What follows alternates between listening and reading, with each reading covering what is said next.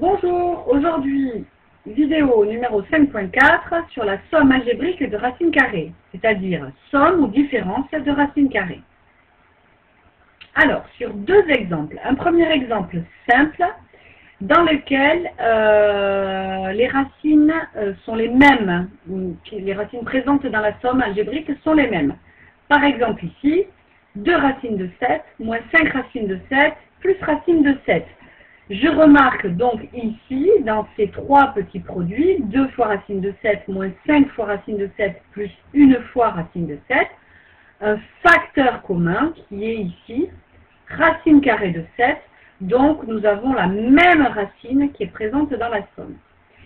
Quand je suis à ce niveau-là de calcul, je vais donc ici penser à factoriser la racine carrée de 7. Je ne peux pas additionner autrement les racines de 7 qu'en les factorisant. Donc il faut ici mettre entre parenthèses tous les coefficients, les multiplicateurs si vous voulez, qui sont devant la racine carrée de 7. Donc ici c'est 2, moins 5, et le multiplicateur ici que l'on ne voit pas, parce qu'il n'est pas écrit, mais en réalité, la racine carrée de 7 étant toute seule, on peut considérer que c'est un 1 qui n'a pas été écrit pour simplifier l'écriture. Donc, nous pouvons ajouter ces nombres-là, et seulement une fois cette somme effectuée, multiplier par la racine carrée de 7. J'ai donc remarqué ici d'abord le facteur commun, racine carrée de 7, et ici, à cette étape-là, je factorise racine carrée de 7. Deuxième étape de calcul. Une fois factorisé, je peux tranquillement effectuer cette somme. 2 moins 5, c'est égal à moins 3, et moins 3 plus 1, c'est égal à moins 2. J'ai donc ainsi obtenu moins 2 racine carrée de 7, et simplifier considérablement l'écriture de cette somme algébrique. Moins 2 racine carrée de 7. Plus tard, vous passerez de cette étape où vous devez factoriser et mettre les nombres entre parenthèses, puisque vous pouvez directement faire la factorisation de tête. 2 racines de 7 moins 5 racines de 7 plus 1 racine de 7, on obtient moins 2 racine carrée de 7. Alors, avec un deuxième exemple un peu plus compliqué et un peu plus long à faire. Donc ici, les racines carrées dans cet exemple ne sont pas les mêmes. Il faut donc simplifier ces 2 racines carrées pour réussir à éventuellement factoriser des racines carrées qui seraient des facteurs communs comme dans l'exemple précédent. Notre consigne ici, vous la rencontrerez très souvent, est d'écrire sous la forme d'un nombre entier multiplié par une racine carrée. Donc, où A et B, ici, sont des nombres entiers, avec B le plus petit possible. Donc, cette consigne reviendra régulièrement. C'est donc en fait une simplification d'écriture par rapport à cette somme qui a l'air assez compliquée. Donc, la première étape, pour nous, va être de simplifier racine carrée de 18 et racine carrée de 72. Pardon, j'ai fait une erreur ici. En utilisant la propriété du produit des racines que nous avons vu et que nous avons travaillé précédemment.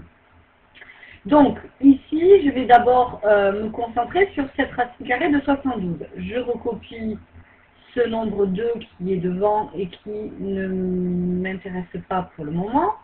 Et décomposer 72 sous la forme d'un produit. Donc, 72, c'est le produit de 36 par 2. Pourquoi est-ce que je choisis ce produit-là et pas un autre? Bien parce que 36 est un carré parfait. Et donc, un peu plus tard dans le calcul, je m'en servirai pour calculer la racine carrée de 36. Moins, maintenant je m'occupe de cette racine carrée de 18. Donc, racine carrée de 18, c'est le produit, le 18, c'est le produit de 9 par 2. Au lieu d'écrire 18, j'écris donc le produit de 9 par 2.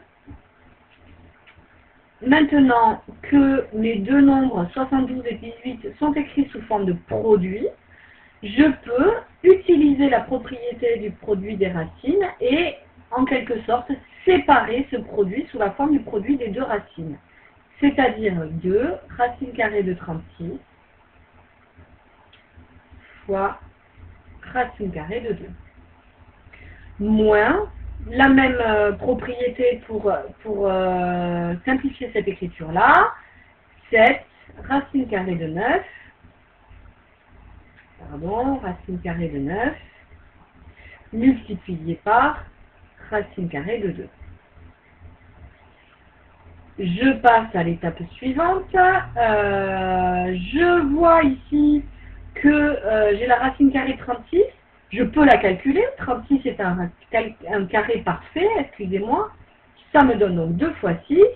Et cette racine de 2 va donc rester ici, puisque je n'ai pas du tout un carré parfait, je ne peux pas calculer sa racine. 7 reste là. Racine carrée de 9 est égale à 3. Ce 9 est un carré parfait. Je peux donc calculer sa racine. Et la racine de 2 est ici. Je peux maintenant factoriser par racine carrée de 2.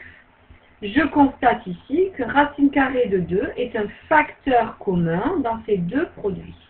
J'ai donc entre parenthèses 2 fois 6 moins 7 fois 3